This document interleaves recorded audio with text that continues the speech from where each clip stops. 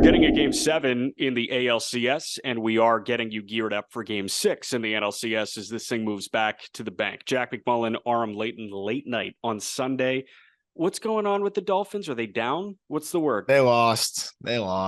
Officially? I knew this one was going to be an L. The way it stacked up, it's okay. It was fun to have both those games going at the same time, though, having the ALCS above and then my Dolphins on prime time, which I don't get too often. That was cool. But to me, this was a scheduled loss. Teams beat up. Kind of a bounce back game for the Eagles is what it is. Nostradarum, knowing that Mike McDaniel was going to take the L. The really nice setup next weekend because we've got the World Series on Friday, World Series on Saturday, and then off night Sunday, Bears Chargers on Sunday Night Football. So I can just take a pure off night Sunday. I don't need to watch football. It's going to be great. Yeah, it's perfect. Just baseball show, as always, brought to you by BetMGM. And we got to talk about the weekend that was, because the baseball was excellent and it started on Friday, which was great. And Friday night, on the heels of a Ketel Marte walk-off, you've got that Gabby Moreno go-ahead hit after that pinch hit, game-tying home run from Alek Thomas, first of 2 consecutive games where he hits a big homer and Arizona wins that. And then in game 2, or in game 1, that was game 2. Game 1, you had that massive, huge game and that Altuve great homer in the 9th inning. Astros win 5-4. Friday could have been, I think for sure, it was the best baseball night of the postseason. That might have been the best baseball night we've had in quite some time. It was a lot of fun. And I think the Diamondbacks Phillies game for me was the most exciting because we had that kind of fear that this would be a lopsided series. And, I think you had gentleman sweep. I think I even had them as a sweep potentially. And this game where you see them battle back again, it was like, you figured they might get one out of the series, but to get another one right after that, that's where I was like, okay, buckle up. We've got something here. Of course, we're going to talk about what Zach Wheeler did again and all that, but this turned into one of those things where it was like, okay, they don't have a chance. I'm not buying it yet.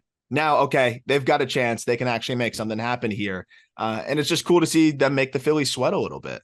Yeah, let's knock out the D-backs Phillies talk here because we're going to spend the bulk of the time on game 6 in the ALCS, and then we'll preview game 7 and game 6 on the NL side. But Alec, I got a text at a really weird hour of the night from Mr. Leighton over here, and it simply said Alek Thomas found it. And this is a guy that I think a lot of baseball fans and a lot of Diamondbacks fans in particular, and some prospect heads, were waiting on him to find it. They were waiting on him because they knew that he was such a freak athlete and he's an amazing defender. And if he plays a full 162, he can swipe 30 bags, no problem. But there was just something a little weird with the swing. What was it? What changed when you sent me that? It was an AM time, but it was like not a normal AM time. What changed when you sent me that text? I was just watching the swing from the open side. You know how you can just get all the different video angles. Yeah. And it's crazy because he's there's a lot of moves to his swing. He's a super athletic hitter. But you could just see a slight difference in the way he's able to control his body now and the way he's able to kind of stay in his back hip because he has a big leg kick and a big move. And I don't know, it just looks a lot different. It looks a lot more geared for damage instead of the ground balls, which was always, a bugaboo going back into the minor leagues when he was a prospect. And I don't know, it just looks a little bit different now. Even his takes look easier. Everything looks a little bit more on time. So it's just been fun to see him step up. And that's the cool thing about the postseason, especially when you have these young teams, is they need everybody to be able to kind of even make the Phillies nervous. And for Alek Thomas to hit home runs in consecutive days and in consecutive games, I know it didn't matter too much in the last loss, but just seeing him have an impact is pretty awesome because not too long ago, Jake McCarthy was kind of leaping him on the depth chart, which, just shows you how up and down this game can be. Yeah, and it looked like Canzone had leapt him on the depth chart, I think, had leaped him on the depth chart before he got traded to Seattle in that Seawald deal. But there has to be faith in Alek Thomas when they do make that Seawald move and you relinquish a Dominic Canzone and you relinquish a utility guy in Rojas and you relinquish a future guy that could possibly play the outfield in Ryan Bliss. Like those were 3 guys that are competing for at-bats with Alek Thomas within the next year that you moved for an all-star caliber closer. And this guy with his warrior cries at the end of games has been awesome. We're going to get swing dorky for a minute because something that I constantly see in your write-ups at justbaseball.com, by the way, end of season top 100 is live. It's Oh yeah. perfect. No notes. Everyone's ranked accordingly. But something I see all the time in the hitter write-ups, and something that we text back and forth, you always use the phrase back hip. Like you always say back hip, back hip, back Yeah. hip. And my pushback is Bryce Harper a back hip guy? Because it feels like there's a ton of weight transfer from the backside to the front side. And you're like, well, he's an exceptionally freakish athlete. I saw the open view of Alec Thomas too, and he doesn't really seem like that hold the back hip guy. Yeah. Is he Exactly. just another freak athlete? Take me into this. Yeah, that's a thing, is like when you have guys that are super athletic and they're able to almost leverage their lower half in a way that just a lot of other hitters just aren't able to, still be so coiled in their backside while still having such a pronounced forward move. And Harper's a guy that if you see it, every time he steps in the box, he does that little inward twist and that little thing that he does while he like scrapes for the dirt as well. And it's just like always trying to find that coil and find that feel. Most guys, it's like I need to start stacked on my backside. Less move is more. And that's the easiest way to control my body. But these like next level athletes, they can still control their body and hold it and stay back and stay coiled, even with a little bit more of a pronounced forward move or what looks like that. It's pretty amazing. It's usually the athletic guys that can pull that off. There are very few of them. Like aside from Harper, obviously there's a huge gap between Harper and Alec Thomas, but who else jumps to your mind? In terms of the athleticism? Yeah. Oof. In terms of like not staying on the back. Yeah, because like, it's funny. A lot of the best hitters think about it, like Jordan, like how simple and quiet it is, like how little movement there is. Man, I mean, think Mike Trout, same thing, like how little movement there is. He has the leg kick, but everything's back and everything stays back and it's off. It's almost one-legged, like you're swinging off your back leg. And but, Aaron Judge is the poster boy of it. Yeah, exactly. But in terms of it, like I mean, you can make the case Altuve, like and Mookie Betts, those are all like really athletic hitters. But I'd argue that if you look at an open side, they're all kind of swinging one-legged off the backside most of the time. So, yeah, it's cool. It's really awesome in this stage too, because everything is just, I don't know, so pitch to pitch, and you're just trying to make one perfect swing or get the one best swing off in one spot, and you can send your team to the playoffs. And like Adolis is a perfect example of that guy. Like when he's on, he's on. He was 0 for 4 with 4 punches. I know we're going to get to the game and talk about that, but like that guy just gets one good swing off and ends up putting the game on ice. And like that's the cool thing about the playoffs is like you just got to find it for one swing and you can make a big difference. 100%. Couple of articles that I want to cite in regards to this Phillies Diamondbacks series, and they're both Phillies related. They're trying to lock it down. It's Nola and Merrill Kelly. By the way, Merrill needs to know not to make those Citizens Bank Park comments when he's starting game 2 and game 6, both in Philly. Like if you had one start in Philly, one start in Arizona, there's your redemption. But he got the short end of the stick, and Eovaldi got the short end of the stick, and he ran with it here in Houston. But Kelly starts in Philly, the place that he just kind of shat on last week. And man, like I don't know, but we'll talk about that in a moment.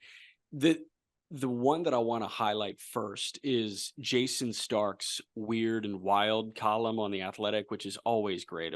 Always great. Good tidbits. And it was focused on Kyle Schwarber, who is hitting the ball like nobody has ever hit the ball in an LCS. He has the highest slug ever in an LCS. He has the highest OPS ever in an LCS. So if the Phillies do win this thing in 6, I think Kyle Schwarber is the MVP. But adding him to the fold with a Harper, with a Castellanos, with all these guys that are swinging the shit out of the bat right now, Schwarber at the top feels as important as Harper himself.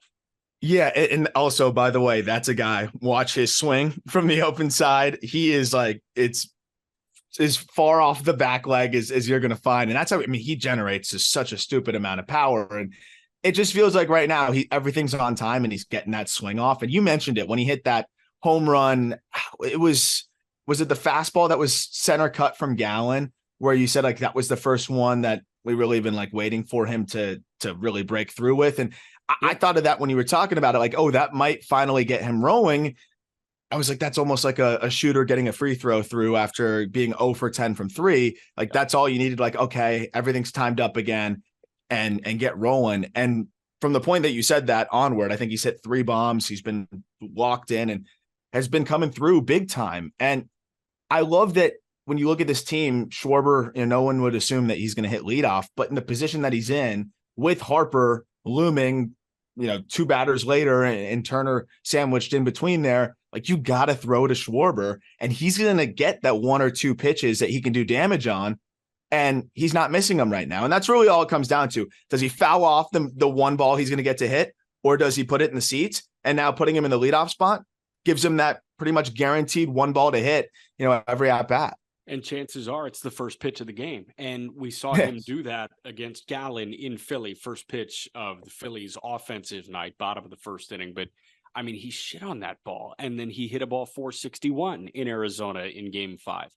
With them holding a 3-2 lead going home, it feels like Schwarber can take that big hack in the bottom of the first. And that's kind of what I'm IDing. Like if Kelly isn't super duper careful to Kyle Schwarber, this could be the start of a really long World Series clinching night, I think.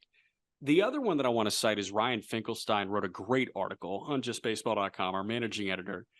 And it was literally a yes or no question. Is Bryson Stott the best second baseman in baseball? Because you've got a lot of Phillies players saying, I think he's the best second baseman in baseball. There are other guys that jump to mind. Ozzie Albies. How about the guy in Houston, Altuve? I think he's kind of the runaway right now. Marcus Semien should be up there too. Yeah. But there's something special about what Stott is doing, and it's kind of cut from the Nico Horner cloth, where this guy can play a good shortstop, move him to second, and he's playing an elite second base. Yeah, I mean, it's one of those things that we were talking about. I think I did in the episode with Peter, where I think if you flip-flopped him and Trey Turner, I think he'd grade out probably better at shortstop than Trey Turner, to be honest. I interpreted when Harper said that he was talking defensively. I didn't know if he was talking about second base overall, but I could understand it like from the perspective of the way he is playing right now is up to the level of, the best second baseman in baseball. And I think they're looking at it like what he can be because he's still uber young, second year in the game, playing high leverage baseball and coming through. And clearly he's got that moxie and I think just the makeup and attitude to be able to, I think be a good pro for a long time. And I think they're seeing that now on the big stage. So I think they're kind of saying he's going to be one of those guys. But right now, I mean, there's a handful of second basemen I think you're taking over Stott, but I take him in the big stage. I like him a lot in these big moments. If we were doing the GM survey thing that they do in the NBA, it's start your franchise with one guy. If you could start your franchise with a certain second baseman, he's got to be in that conversation because Altuve's on the other side of 30, Semien other side of 30. Albies, does he provide that overall value that Stott does? I don't know. I think it might be between a Horner or a Bryson Stott, which is a great conversation to have. Ketel Marte getting a little bit older too. And I think Ketel Marte has fully inserted himself back into that conversation. Oh my gosh. I mean, he's been awesome on the other side. And I think a big reason why this team still has a heartbeat. I mean, we've seen Corbin Carroll do a lot of great things, but there's been a little bit more of the ebbs and flows. And I think even Moreno's been a little bit more consistent, even dealing with, I mean, this poor guy's getting banged up like crazy, by the way. Moreno's just getting knocked around and continues to stay in these ball games and fight through it. But Marte, I mean, he's looking like that superstar player that we got, a taste of a few years ago, and then just injuries have kind of held him back. It's been really fun to see him kind of put it all together. And it just seems like the team's starting to look more like the Diamondbacks that they were in the regular season, which is cool. But the amazing thing about it is that's what an ace does is kind of stifle momentum. And they pull off that win. They have that big comeback. They get to Kimbrel, which I know Phillies fans, like, I know they don't trust him much right now, but you got to live and die by it. And that's like when you went and got the Hall of Fame closer or, borderline, that's what you're signing up for, is putting him in the big moments. The momentum just stops. Anyway, like 3 runs, you think you're coasting into the next game, you might be able to steal another one, and then Zach Wheeler just does it again. And that's the amazing thing of what an ace can do to a series. Not only can they win it for you, they can also stop it from getting out of hand and put you right back into it. So we're about to move to the ALCS, but before we do that, Zach Wheeler, I was just going to say, like, Zach Wheeler, your thoughts, but 7 innings, 6 hits, 1 run, struck out 8, and 1 walk. Only run against him was a solo homer. He's clearly number 1 in terms of postseason pitchers right now. I don't think there's an argument here. Like Javier, okay. I'm taking Wheeler and the durability factor over Christian Javier constantly, even over Nathan Eovaldi, because Eovaldi, yes, he's been dominant, but there have been some tightrope innings where he's had traffic that he's worked out of.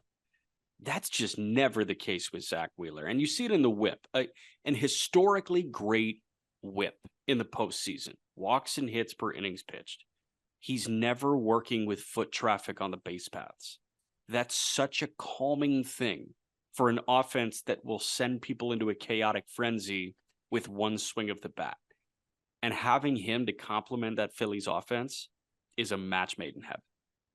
I mean, it's at the point where, is there ever going to be a start in the playoffs? Assuming Wheeler's continuing to pitch at this level, is there ever going to be a start in the playoffs over the next couple of years where, if he maintains this, you don't think that Wheeler has the edge? Like, how many pitchers out there that maybe in a year or two could match Wheeler in the postseason? You take Garrett Cole in flashes, but we've seen some flashes where it's just not as takeover as Wheeler. You could talk about maybe a few other guys, but right now it just seems like Wheeler is the one that's just consistently unhittable and consistently a cheat code in the playoffs. I have no idea who else you take, to be quite honest. Like, I'm thinking guys that didn't make it, and Cole was the first name that jumped to mind, but Cole, I don't know, he's had hit or miss moments, and, you know, I'm holding the early 2010s against him, but I feel like there was a wild card start for Pittsburgh that didn't go well. And then we remember that 21 wild card start for the Yankees against the Red Sox, and that didn't go well. There's just never really an instance of things not going well for Zach Wheeler in the postseason in a Phillies uniform. And it's automatic, and it's always off of fastball command. The sinker has been great. The breaking stuff has been great. But it's always because he's flirting with the perimeter of the strike zone with every four-seam fastball he throws. And this guy is unbeatable when he has this fastball command, and there's something about the month of October where he has it. So, taking your point a little bit farther, assuming full health for the next 5 years, if Zach Wheeler's starting a postseason game, are you ever picking the other team to win? Dude, it's got to be really hard for me to do that. I don't think so. I think that's one of those things where it's like betting against Randy Arozarena in the postseason. Not as a team. I mean, like the individual player. Like, I'm taking his under on basis. There's no way. There's no way I'm ever doing that. Nobody impacts a game in sports like a starting pitcher. You could say a quarterback in the NFL, disagree. Defense could be amazing. Nobody impacts a game like a starting pitcher. So I feel like that guy, when he's looking like this, I can never pick another team to win. No. And in the World Series, man, assuming they get there, I don't think there's going to be a game on, no matter who advances from the American League, as we're about to talk about. I don't think there's a game where there's a pitching matchup where I don't think the Phillies have a pretty sizable edge because of Zach Wheeler. Yeah.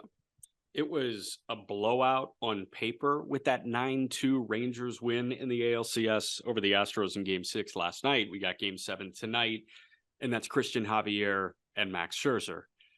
Oof, like maybe the home team wins this one. I don't know. We'll get to that in a moment. 9-2 looks way worse than that game actually was. That game had all of the drama. And before we get into the nitty-gritty of the star players, a pinch hitter's strikeout was the best baseball theater we've seen in a long time. Yeah, it was a tease. It really was. And a good at bat, though, from John Singleton overall. I mean, that was a battle. And for those who don't know, the total background and story, we talked about it when Singleton got back up with the Brewers and then got an opportunity again with the Astros. But this was a guy that was regarded as one of the better young hitters in the minor leagues and was, consensus top 10 prospect by the time he was getting ready to debut. And one of the first guys that got the pre-arbitration deal where it was 5 years, 10 million or something like that. Yeah, I think it was like 5 for 15. I'll get it. Yeah, but this was, 10 plus years ago. So, and that was before we really ever saw these deals, and he was a first baseman. So unfortunately, like kind of struggled to avoid suspensions, multiple, failed drug tests for marijuana, which they don't even test for anymore, and some other issues that just kind of got him, pushed out of the game, and he got released. And he somehow fights back and works his way all the way back and gets an opportunity now with the team that he, had to get released by after they gave him $10 million in the Astros. And not only does he get an opportunity with them, he makes the postseason roster. And no, he has not hit at all this playoffs, but he's been a power bat that they've had stashed on the bench. And he got an opportunity here to make an impact in the ALCS, spending a lot of time talking about a guy who ended up striking out with the bases loaded. But it was a good battle, and I was just dreaming about him being able to come through there. It was close, full count, backup slider, not much you could do about it. That thing just stayed up. But Singleton was getting some good swings off. And again, talk about another guy that's really loaded and coiled into his backside. He gets 100%. Swings off from there. It helps that he's built like an edge rusher in the NFL that's going to go like top 5 in the draft. But Singleton, it was 5 years for $10 million in June of 2014. And this guy resurfaces in the major leagues in 2023. I've watched this guy with Nashville for the last 2 years now. He was a Brewers AAA guy. And this is what he does. Like, it's always a full count when he's up. So that big walk in game 5, and then in game 6, where he works that full count and he swung underneath what could have been ball 4. I think that did clip the top of the zone on that slider, but he worked a deep count again. This is him. Like, that's this version of John Singleton. He's not a free swinger. He's a guy that's going to work an incredibly disciplined at bat. It's nice because there are, in my opinion, too many guys in this Astros lineup that are working very uncompetitive at bats. And, like when the crowd gets on their feet after Martin Maldonado dips his elbow in to take a hit by pitch, that guy's not going to beat you. Maldonado's not going to beat the Rangers. Jeremy Pena right now is not going to beat the Texas Rangers. He doesn't look good. But nobody remaining looks as lost as Kyle Tucker right now. Yeah. And it sucks to see because he's a $300 million player, and we firmly believe that. And this is the shit part of this sport. You go through these stretches, no matter how good you are, no matter if you're Mauricio Dubon or Travis Jankowski or Evan Carter or Kyle Tucker. Kyle Tucker led the American League in RBIs this year, and he cannot hit anything hard. And he's wearing the frustration. This was the first game that I kind of saw him wear the frustration and the goddamn it, why me look on his face. And the body language was just a little weird tonight. I think this one hit a little harder for him because you thought maybe he was breaking out of it last game. You got a couple hits. You get a free pass too, works a walk. So you get on base 3 times. You have this galvanizing win as a team. And I thought maybe that would kind of help him turn around. I bet he thought that would help him turn it around. And then you have another day like you did today as we're recording this, where it's just like you're lost at the plate again. So I can't imagine. It's almost like a tease. You felt like you were going to break out of it, and then you get reeled back into, the darkness and kind of being lost, and you're not really finding it again at the plate. I will say, though, he's a pro's pro. He still robs a home run from Jankowski, and he's going to try to do whatever he can. He stays locked in on the defensive side of things, but yeah, he just doesn't look confident, especially coming off of a game where it looked like he was finally going to break through a little bit. Yeah, and there's nothing he can do about that leap at the wall on the Heim homer. But if he timed it perfectly, I think he could have had a shot at it. But, I don't think that's offensive frustration bleeding into. No, he snagged one from Jankowski a few innings later. So that was just a tough play. That was an insane play to even have a chance at. They took Fromber deep the other way twice. It was Mitch Garver with a wall scraper, and it was Jonah Heim with the wall scraper of all wall scrapers. It was gone in 2 of 30 ballparks, that and the short porch. But Fromber, I thought, looked a lot better here than he did in game 2, and that's pretty easy to do because he didn't look good at all. Problem is he's been matched up with Eovaldi twice, and Nathan Eovaldi, man, okay, it's Wheeler, and then it's probably Eovaldi and Javier.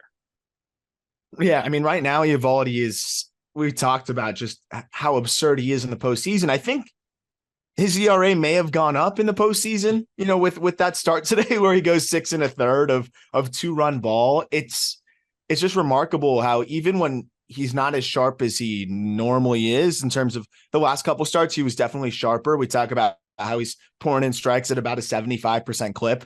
This start wasn't quite as good in terms of pounding the strike zone and still, got out of jams. You talk about the tightrope acts, but he's just comfortable in those and is able to still turn in a really good start where not only does he preserve the bullpen, he also gives his team a really good chance to win, and they do. He just seems to like have it all the way like he used to again, which is even when I'm not pinpoint, I have the stuff to be able to still turn in quality starts, and that's exactly what the Rangers got from him again. I think the career ERA should go down in the postseason, if I'm not mistaken, because he came in with a 2.87 ERA. Okay, then it will go down a little bit. Just a little bit. But this guy, he had maybe his worst command night in the history of his postseason career. 6 1/3, 4 Ks, and 3 hits. So that brings him up, if I'm doing the math right, to, 69 innings even. He's got 69 punch outs. Nice. Really nice. And 12 walks.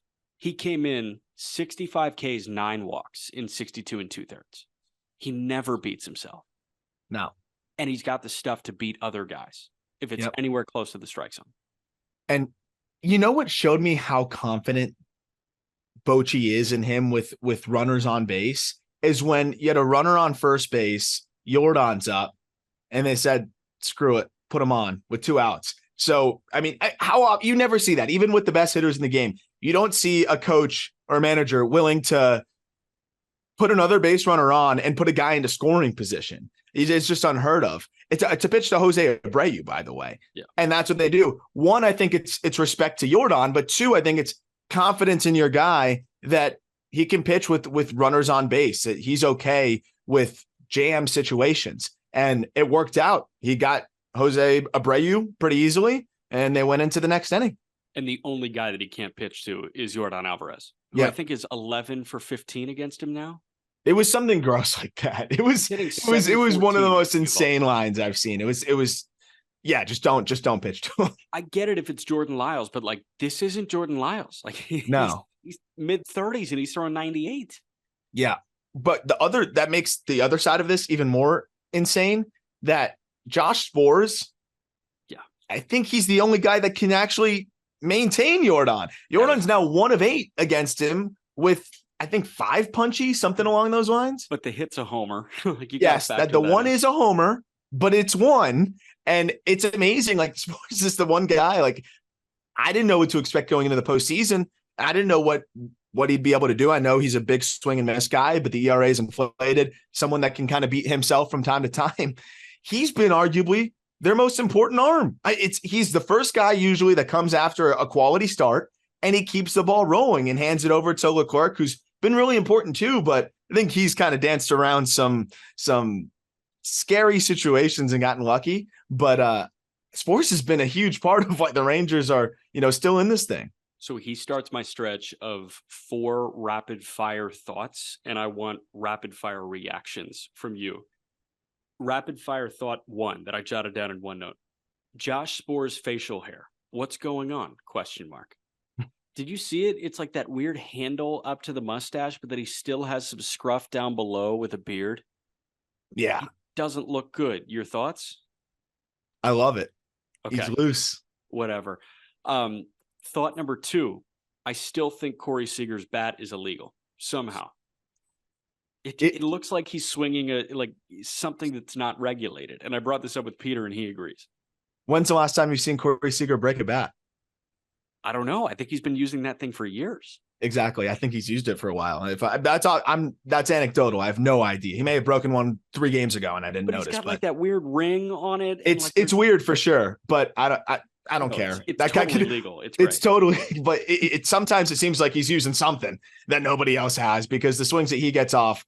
Also, that's another guy. Watch it where he is at finish, and you talk about back hip and adjustability. Sometimes he looks like he's collapsing his backside just to be able to stay down and through the breaking balls, and he'll swing off of one knee. The ability to control his lower half is insane. He's just found it, but he slowed down a little bit. And I think that's been really amazing to me that the Rangers have been able to still remain incredibly productive. Also, before we forget, we do have to talk about Jose Altuve's 3-run shot. Oh, yeah, true. let's talk about that right Astros now. fans are like punching air right now. So, but we got to get to that at some point because that guy is one of one. Yes. So I'm going to bring up my two last thoughts, and that'll take us into big homers. Thought number 3, Bruce Bochy and Dusty Baker have two of the best old man gaits that we've got. GAIT. Like, their walk is insane. Like, Bochy just looks like he's got a hip problem, and he might. But like, we knew this was going to be the old head manager series, and Bochy walks like he's in a little bit of pain, like when he's out to the mound. And I'm like, okay, yeah, like old managers, like, this is perfect. I was thinking about trying to get like a stopwatch, see what each of their times are to the mound. Who would you take? I think Dusty. I think Dusty's got a little bit more pep in his step. There's a little bit more urgency to the stride. But like, the thing is, Bochy has very quick steps. I think they're shorter strides, quick steps, but it's angled. Like, his shoulders are waving a little bit. I think I've been there. Pretty much stay on line. Yeah, you have. Yeah, I've been there. I still sometimes walk a little funny, but yeah, I take Dusty. Thought number 4 was Adolis Garcia has clearly never been a villain before. And I wrote that down when he was 0 for 4 with 4 punch-outs. And then he had a big homer. But before we get to that big homer, Altuve's 3-run shot was a big homer from a top 10, top 5 postseason hitter of all time. Isn't it crazy that you can already say that and it's not ridiculous? Like, usually it's like, oh, no, you're getting ahead of yourself. By every statistic, it's not ridiculous. And then also you have just the moments that, influence our perspective. He has both, right? He has the numbers to back it up, and then he has the specific highlights that you can close your eyes and remember. And, whether you want to take those away from him in certain years or not is up to you. I choose to just say we did it before and after. So he probably just is able to do it. The guy just doesn't flinch. And beyond that, it's just feels like whenever he gets up in those opportunities, you're just expecting him to do it. And there's not many guys. It's him and Jordan where I'm just expecting them to come through. And in a sport like baseball, it should never be like that. Michael Jordan, you expect to hit the game winner because he always shoots the ball at his hand. Yeah, and you shoot a higher percentage. And with baseball, there's certain guys where you feel confident about it, but there's very few. I'm cynical. I'm a cynical guy. There's very few guys where I feel very like he's going to do it here. And Altuve is one of those where I'll just die on that hill every time, and you're not going to die every single time. So the John Singleton Theater was great, but it was lining up for Altuve in the 9th, and my mind started racing because if Altuve did get Chapman, he has sent the Astros to the World Series against Aroldis Chapman before. That was my immediate thought. But my other thought was, okay, it was 2 nights ago or 3 nights ago, 2 nights ago. It was 2 nights ago that he took Jose Leclerc deep to win a game. So like, there was a storyline attached to each of those 2 guys that he had the possibility of seeing. So the thing that kind of gets skewed when it comes to postseason homers is, Manny Ramirez is number 1 at 29. Altuve is number 2 at 26. They're playing more postseason games now than they ever have before. Like, we've got a wild card series now. We didn't have that. Previously, I think it was just you win the pennant during the regular season and you go to the World Series. Like, some guys only played in the World Series back in the olden times. And then you had the CS and you had the World Series. But Altuve has 26 home runs in 101 postseason games. That's a great season. If you're cut short, injury riddled, and you only play 101 games and you still have 26 homers, you're super thrilled with that guy on your team.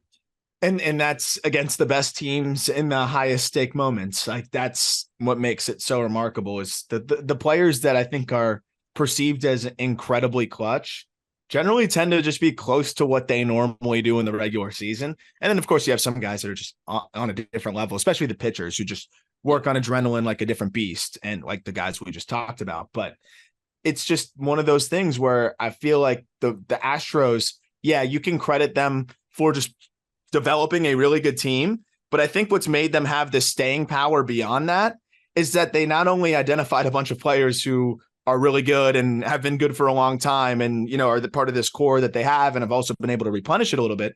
They've also somehow identified or lucked into a collection of guys who do not blink in the postseason. I mean, Tucker, this has been the one time, but we've seen him come through on the big stage. I just think this is a funk, like a regular season funk. But Altuve, Bregman, Jordan, it's just amazing that Jeremy Pena, even, I mean, he won World Series MVP, Maldi in different places. They just have this group of guys that are also built for the postseason, which I think is really interesting, because I don't think it's just because they've been there for a while, because they were like this from the jump. And that's why they always keep coming back. It's something about the mentality instilled in these guys too is pretty amazing. Well, and they had it with Correa too. Like, Correa is one of the greater postseason performers that we've seen in our generation. So they somehow found that. Springer won a World Series MVP. George Springer was an amazing postseason player when he had that opportunity. Yep. So, like, there's something about it. And maybe when they're, maybe when they're Corpus Christi hooks, it's like, hey, you got to learn how to really show up in the big moment. They're like, okay, it's May 15th. Well, so, like, I'll figure it out. It's funny. They do like a lot of the players in their affiliates, like a lot of their minor league teams. They like the players to stay with certain affiliates a little bit longer so that they can compete in the postseason and win a championship. Like, they care about that. The Rays care about that. Certain teams, organizations care about that. And whether you think it applies or not, I think it can help in certain ways. And it is an interesting, approach and component to it. I will say too, I think a big reason of all the things we're talking about with the Astros, I think the Rangers are the better baseball team in terms of what they have on the pitching side. I know the bullpen's far better for Houston, but in terms of the starting pitching, it just feels like they have an advantage pretty much every single time we line up. The hitting, I mean, you look at the offense, I think it's a little bit scarier 1 through 9. Really, it's the intangibles, I think, that are making this a series that swung back into the Astros' favor and now is going to 7 games. Because, I mean, this Rangers team is a lot of guys that haven't really been there and a lot of guys that are having some of the best years of their careers and best stretches of their careers. And they're still maintaining it in the postseason. Usually these are the teams that we worry about fizzling, and they haven't. And they've answered back every single time. We knew they were going to ride stretches. I think everybody knew they were the streakiest team in baseball, but Josh Young and Evan Carter stepping up at different times in the postseason. We dedicated a shout out to Leody Taveras last week because Leody stepped up in that 9-hole. But even last night, think about the guys that took Valdez deep. And before that, huge onslaught in the 9th inning, that was Mitch Garver and Jonah Heim. Yep. Your two Those catchers aren't in the top 5 when it comes to guys you rattle off with the Texas Rangers. No, and it's their 2 catchers, which is funny. And Garver, by the way, is going to get himself a bag in the offseason. Absolutely. By the way, I identified the Garrett Stubbs of the American League, and it's Austin Hedges. Like, just there for the vibes. If he gets in, something has gone really well or really poorly for the Rangers. You're totally right. I think they love him too. I've seen I heard some things, like he's definitely one of the favorites around there. But yeah, it's lining up quite perfectly, obviously, in the American League side of things. And then I wanted to ask you too, as we go into the next game, like, is this thing going 7-2, or are the Phillies kind of closing this thing out? Okay, before that, we got to talk about the Adolis homer, because Rangers kill us. We don't talk about the Adolis homer. Yeah. I had that note. He's really bad at being the villain. He's clearly never done it before, because he went 0 for 4 with 4 punch outs, including mano a mano with Brian Abreu. But that grand slam against Stanek, obviously Stanek wasn't right. He hit Seager on the outside of the ankle, which looks like it hurt like an. Oh my gosh, that looked so painful. But then Adolis, who came into that at bat 0 for 4 with 4 punch outs, puts that swing on that ball. After the previous plate appearance for him, he laced a ball the other way that was a foot or 2 outside of the right field foul pole. Yeah. He's got that lightning strike potential in that bat. And you just look at that cat's physique on TV. He's physically built different. Yeah, it's scary. His swing is violent.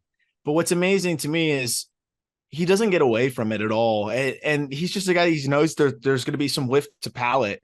And no matter what, even 0 for 4 punchies, I'm still getting my A swing off, and I'm trying to hit the ball to the moon. And he got to a high fastball, and that's what put the game on ice. I mean, that's what did it, was that swing. I love seeing how confident he is, because I think we saw some more ups and downs previously. And, he was a guy that was a late bloomer trying to make it because he got traded for very little. And then he was DFA'd by the Rangers before they brought him back and gave him a second chance. Everyone loves to talk about, how could the Cardinals give him up? Well, he cleared waivers. Yeah. The Rangers gave him up and then took him back. Like, yes, it was a bad move by the Cardinals in hindsight, but I mean, not really if the Rangers were willing to give him right back. So that part of it's remarkable. And I think he's finally realized, hey, I belong here. I don't need to try to be a contact guy. I don't need to make tweaks between at bats and game to game when I have my ups and downs, because he was really streaky. Yeah. And now I'm still going to keep being me. And he does that even when he was threatening for 0 for 5 with 5 punchies. Doesn't care. He's getting his swing off, and he put this game on ice. Okay, now the quick previews to wrap. We've got Game 6 on the National League side. We got Game 7 on the American League side.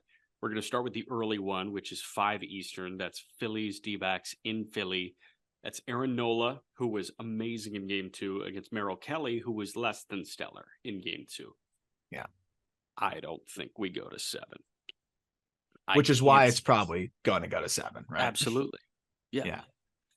I don't see how either. Kelly's a guy that I think is really good at churning out decent starts and hanging in there. But he's a guy, if you see him 2-3 times, I think you get even more comfortable. And I think this Phillies lineup's going to have a pretty good approach against him and, make him work. And on the other side, Nola's not really a guy that you get more comfortable with, because he's got so many different pitches and so many different ways that he can attack you. And he's been pitching the best he has really thrown all year. So he's making himself more money. He might have lost himself money this regular season, but he's making it back this postseason. Exactly. And I know that's what everybody with a rational mind is saying right now, which is why I feel like something weird is going to happen. For sure. But, the D-backs did see Nola, at least, though. I know he's really tough to game plan for because he changes his looks and varies his sequences. But, maybe they'll have a little bit of confidence, being that they, saw him once. I will say, though, Peter brought it up on the other episode.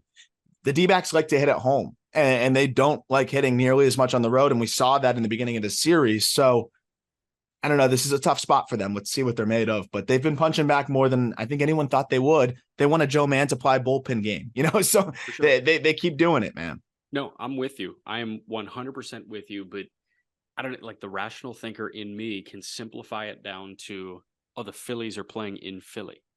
It's over. Yeah. And that's what this postseason has been for the Phillies. And they had a stretch of 16 consecutive solo homers. That, okay, you can look at it. It's like, they don't have, base runners, whatever. Like, they're not putting up the crooked number. To counter that, I say no team should be hitting that many homers in like this short of a stretch. But that's what they were doing. Like, so many guys were just leaving the yard that nobody had time to get on base.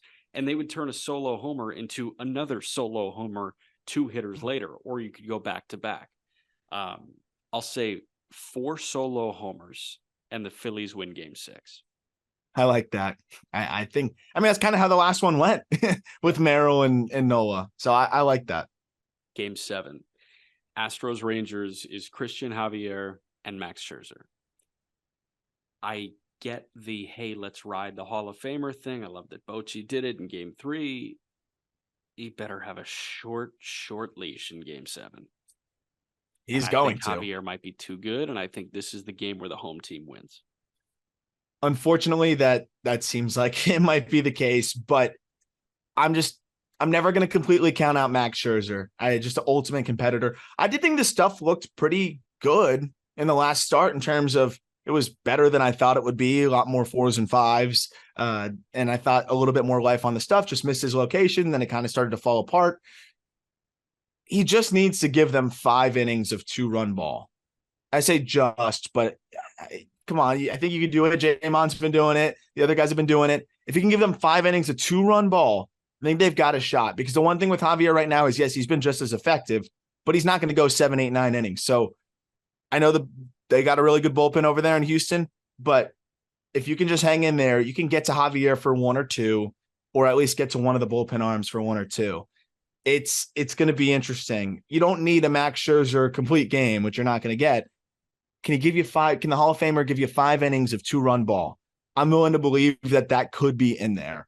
And I'm hoping that could be in there for the guy. I do feel bad for him at this point. I know Mets fans don't want to hear it, but that guy's never made excuses. He's always tried. His body's just been failing him, and that sucks. And I know he gets paid a lot of money, but I'm just talking about it from just the competitor standpoint. It's got to suck. I feel for him, and I hope his body can hold up in this one. So that's kind of my prevailing question. Like, is his body intact enough to give them 5 innings? And I don't know if the answer is yes. Yeah. I don't know either. I will say Heaney throwing the 9th last night is really helpful because Leclerc was, it seemed like, on for 5 outs. He only needed to get 2. And now you've got him. If you need to turn to him for 4 or 5, you can. But man, like, I don't know. I think this game is going to be decided when the starting pitchers are on the mound. And I know who I'm siding with this postseason. Yeah, I mean, it's crazy that it's gone that way, but at this point, you can't bet against Christian Javier. No, I'm hoping for great theater from these two, especially Game 7. Man, there's nothing like a Game 7, and we're going to be glued to it. And Peter and I are going to talk to you after both those games tomorrow, and it's going to be excellent. And what else? Merch? Any link you need is in the episode description. Again, check out the BetterHelp promotional promo card that we have in our episode description. 10% off if you sign up with our referral. And I think that's it. What you got? Just top 100 end of season update. Go check that out. Really excited to close the book on 2023 with the prospect side of things, and looking forward to putting it all together for 24. But yeah, go check that out. Really excited to keep doing the team top prospect list now soon too. Padres will be this coming week on the call up, and we'll be churning out all 30 and going from there. So be sure to check out the call up as well. It's 12:09 Eastern. Are you gonna microwave your milk? Get some warm milk and start counting your sheep? I'm not understood a the milk warm guy. milk thing. Yeah, I'm not a milk guy. No, almond. Go to. See you guys.